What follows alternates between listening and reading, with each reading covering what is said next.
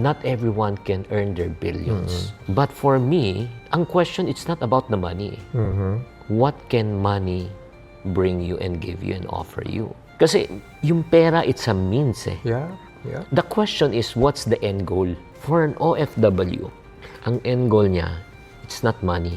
It's to have more time with their family. Pero isipin nila, how can I spend time with my family? Eh, naiwan nga sila sa Pilipinas, dito naman ako kakayo. So what's your advice for that? So, yun nga, ano ba yung end goal mo before you flew there, pumunta ka doon?